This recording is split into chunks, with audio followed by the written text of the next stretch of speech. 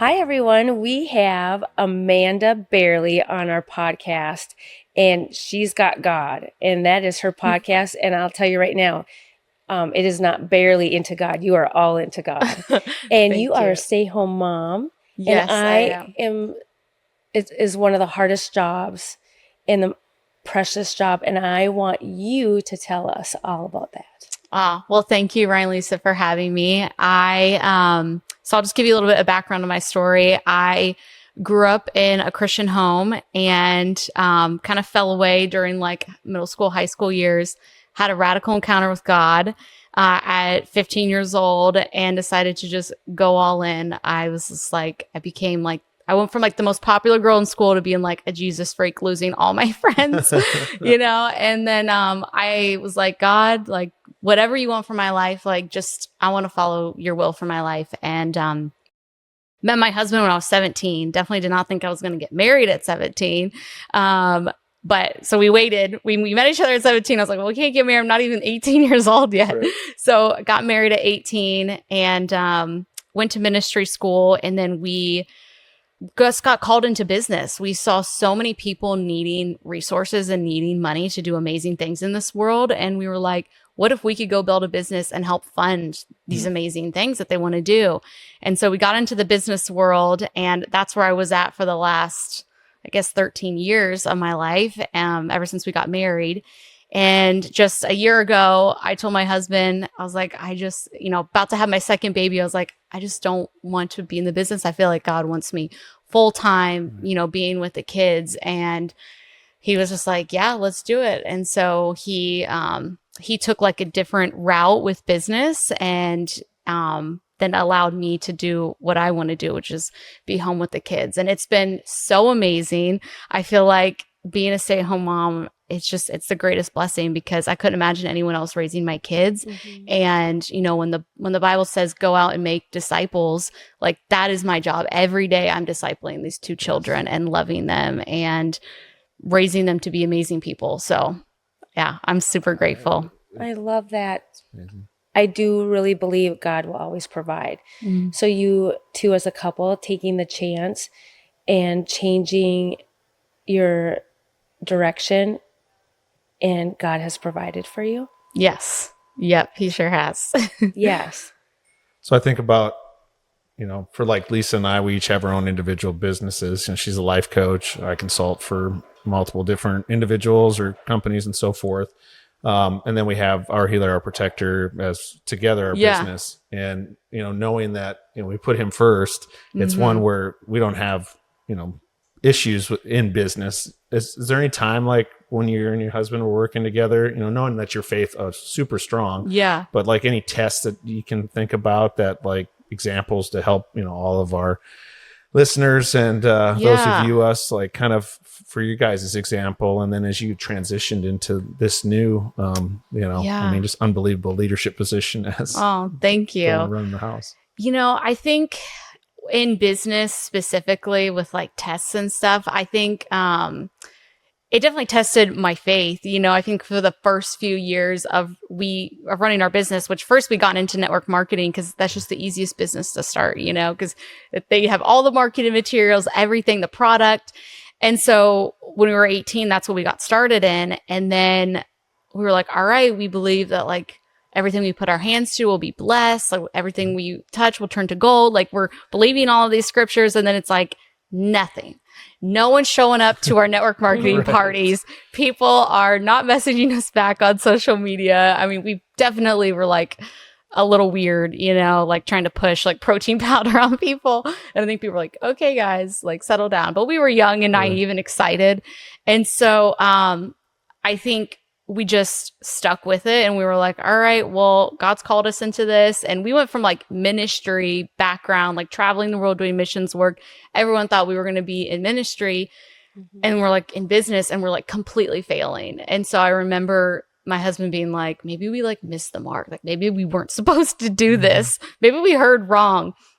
And we're like, all right, well, we're just going to just keep going with it. And we had detours, we had setbacks. My husband had to go clean carpets, making like $25,000 a year, living in San Diego. We were basically homeless. And then we found like an apartment, like the cheapest apartment in like inland San Diego. And it was so humbling. Like it was, a really not good place, and paying like $650 a month because that's all we could afford. And I remember like sitting there, like about to apply for food stamps because, when you get married 18 years old, like you're not getting any help from your parents anymore, like you're just out there. But if you're like living in like going to college or something, I feel like your parents would like support you. But because now you're married, it's like, all right, you're on your own now. And so I remember sitting there and just being like, wow, this is like terrible. Like we're about to apply for food stamps. And I just remember God being like, don't do it. And I was like, I'm not going to do it. I'm not going to do it. I'm just going to like figure this out, like this business thing out.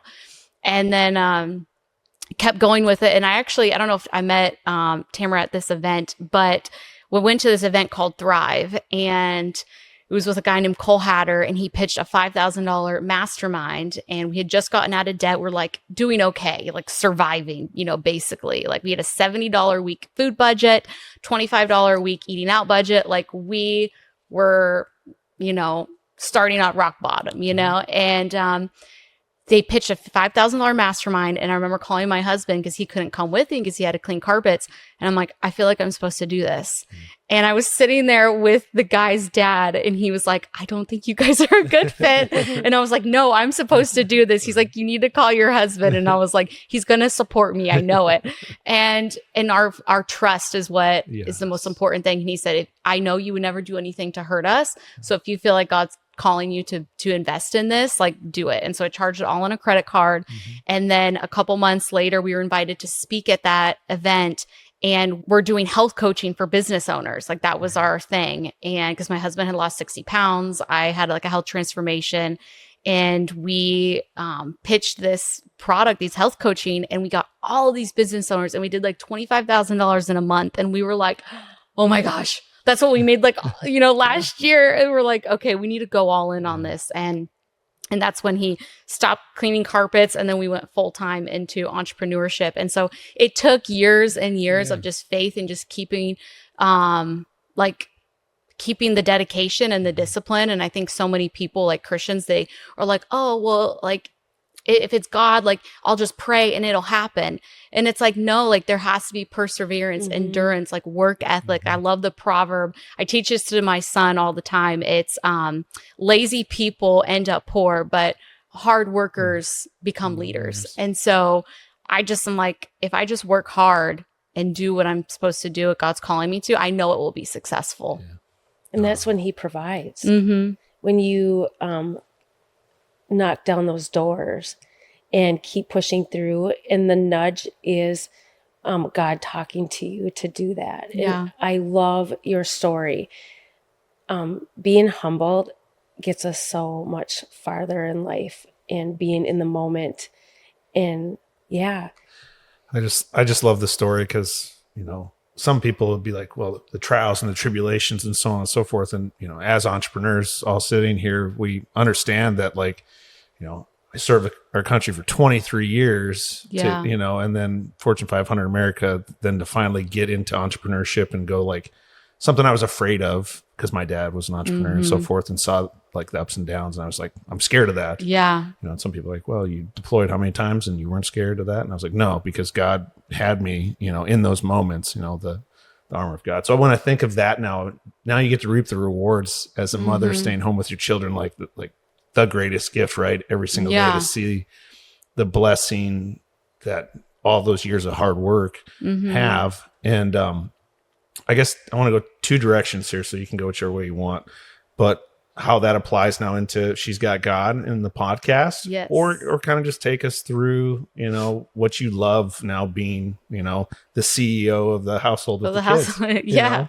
I guess I went from like being a COO at my company to being like the CEO of the house. And so very, very grateful for that. I love it. I feel like I have friends that call themselves the chief fun officer, the CFO of their house. Cause it's just like, how can I make my child's childhood so much fun?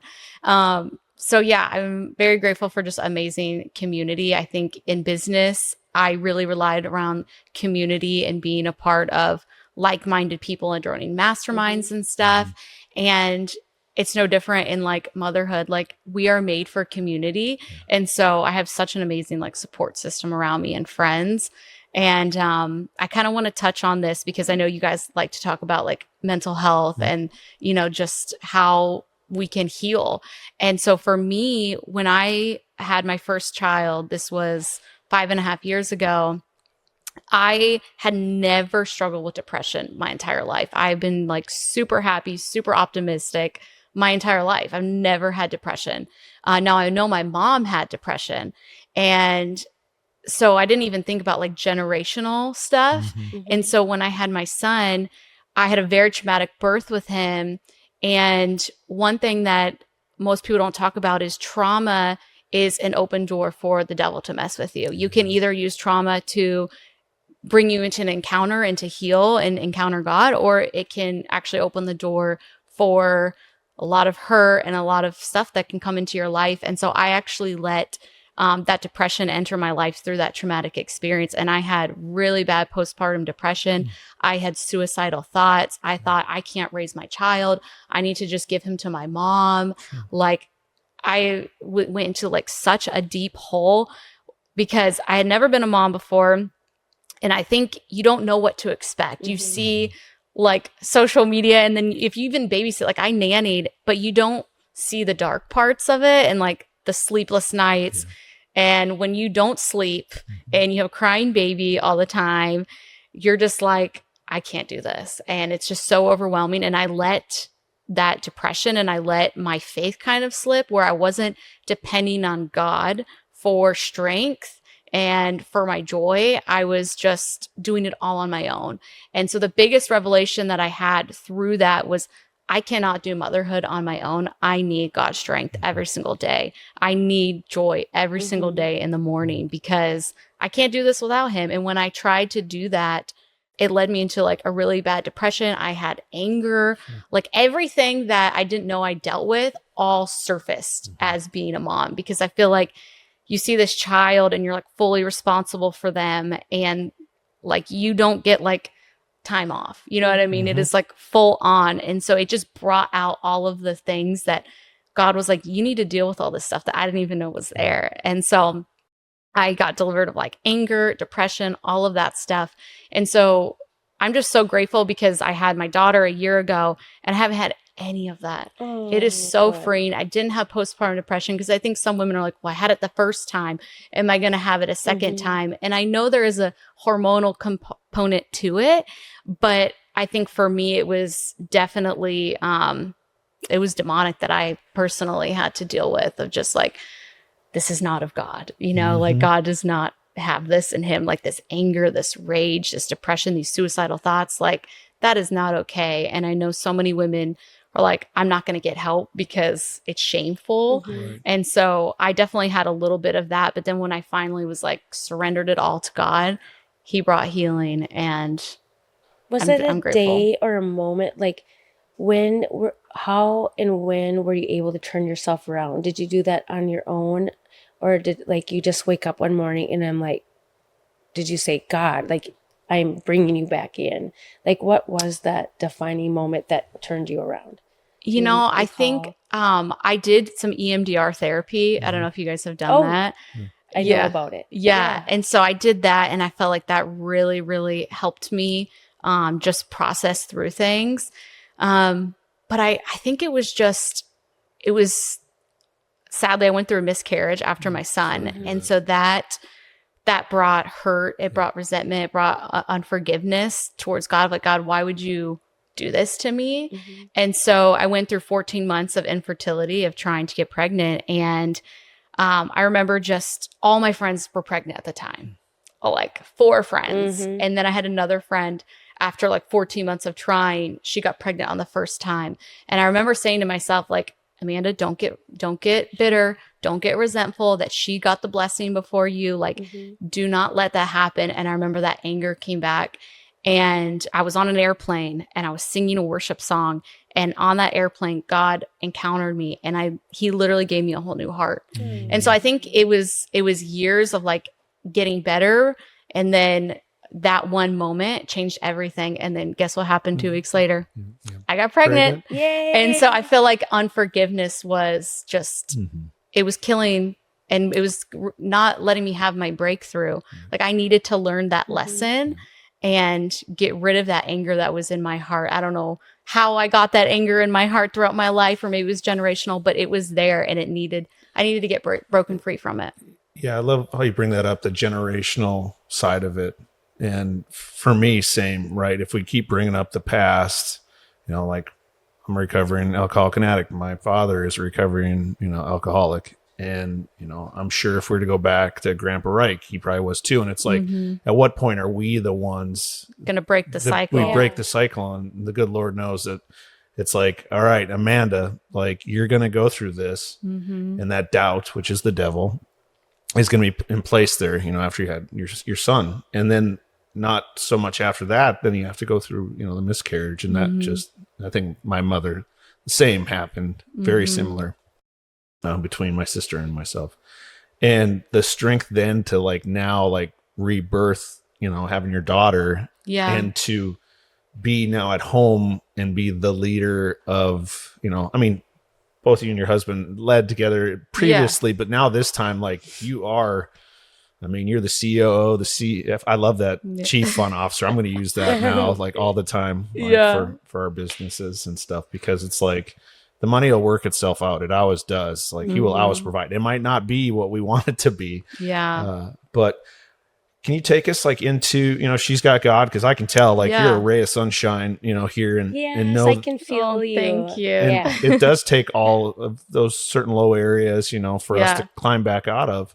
Can you just kind of take us through like kind of how you came to fruition when She's Got God? Yeah. So it's been on my heart for a while to like, I want to put out content for Christian women and just to disciple them, because a lot of times when you go to church on like a Sunday, it's usually 99% a guy preaching, and there's nothing wrong with that. I love that, but there's just certain topics and certain things that you'll never hear on a Sunday morning because it's not applicable to everyone and it's only for women. And so I'm like, I want a podcast that is specifically for women, that is talking about the things you normally wouldn't hear on a Sunday morning, and discipling them and just, letting them in on my story and the struggles that I've been through, because I feel like I've done a lot of different things. And so I'm like, if my struggle and my story can help someone else, then I want to do that. And so, I think for women, there's just so much out there on social media, and you're just constantly comparing yourself to other women, and, oh, well, her life looks perfect. And being in the business world and being around a lot of influencers, I'm like, oh, honey, their life is terrible. Trust me, you don't want to have their life. But these women look up to them as influencers. And so, but they're not, living a godly life. It's like, well, how can we as women rise up on social media and through like podcasting and just an online presence to disciple women, because they're more on their social media than they are going to church. Right. So that's where my podcast came about, and God just downloaded to me a whole devotional to write. So I'm like, all right, God, like this is what you want me to do. I'm not a writer, but we're going to go after this. So that, I don't know when that'll come out, maybe like a year or 2 years. Just being a full-time mom, I'm like, they're my main priority, but I do know that this is something that God wants me to do. So I'm really excited to do that. I love the fact that you stated before we started this, that you do your podcast on your time and not on everyone else's time, or the time, like you'll be like, hey, I'll be out at 9:00 every morning. You can hear from me. More people need to do stuff on their time. So when you're doing it, you get to be your authentic and happy self, and you're not putting the pressure on yourself. We put too much pressure on ourselves. Yeah. So I love that you do your podcast on your time. Oh, thank you. Yeah. I feel like as a recovering perfectionist, like I used to beat myself up like, oh my gosh, like I'm supposed to be posting 2 or 3 times a day. And I'm supposed to podcast because the algorithm, YouTube will penalize you if you're not consistent. And I'm just like, whatever, like I'm just going to do what I need to do. Yeah. And I know that God will breathe on it when it's time to have it grow. Yeah. So I'm just being faithful with it right now. Just like you being in the airplane and letting go and let God. And then you had a baby. Yeah.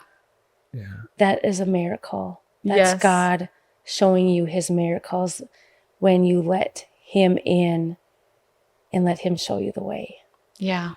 Yeah. It's so special. Yeah. And just keeping your heart like soft, you know, like sometimes you don't even realize that you're carrying unforgiveness and like bitterness and hardness in your heart until like you get rid of it and you're like, wow, I feel so much better. Yeah.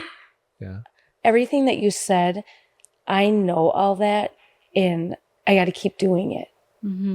And so I'm so happy that you talked about all that so you can teach and share with everyone else. Thank you. I think all of us, I mean, our ministries, our discipleship it's in there. It's just unlocking it. You know, I had a very dark heart for many, many years. And so, you know, very similar. I had a transplant moment over the last 18 months. And, you know, I guess that's where we carry it forward and understand that, like, in his time, you know, giving the space to allow him to work and not try to control things. Cause I'm a recovering perfectionist as well. And, it's wild not to, you know, like want to respect people's time. Don't get me wrong, but like to not be 15, you know, like in the military, if you're not 15 minutes early, you're late. So now, like when I show up like right on time, they're like, Ryan's late. And I'm like, I got 2 minutes, you know, kind of thing. And it's just how we learn and see all that. And, it's been so special having you on our show. And thank just you guys for having me. I really appreciate all the it. light that you bring. You're like a butterfly when I look at you in your dress. I'm like, I feel like this is like, flowers. I feel like butterflies would probably land on. It's, thank you. Yeah. So for those, I know when this airs, if you listen, you got to go on YouTube and see, because Amanda just shines. And, you know, your story, you know, it isn't all rainbows and sunshine and leprechauns and all those different things, right? It's like the ups and the downs, the peaks and the valleys that we all go through, you know, because, you know, our healer, our protector, you know, he'll protect us at times, and then he'll heal us at times. And in the end, we can shine if we actually take our ministry as he wants us to. But we want to let you close things out and let everybody know how to reach you. And I want to say we're going back this way. Okay, perfect. Well, thank you guys so much for having me. If you want to follow the podcast, you can follow She's Got God anywhere where podcasts are streamed. And then also my Instagram at Amanda Bayerle. Thank you, Amanda. Yes, thank you. Super awesome. Greatly appreciate you having on Our Healer, Our Protector. And you can see myself at Army RT 1978 or Ryan T. Reichert on any of the socials that you love to follow. And Lisa, let's see, any new updates? LisaSander.com. And I am ready to help people be inspired. And you inspired me today. And with your stories, I hope to do that for others. Thank you, everyone. So make sure you hit subscribe. It's really easy to do. It doesn't cost you any money. So please subscribe. And we'll see you guys next time. Love you.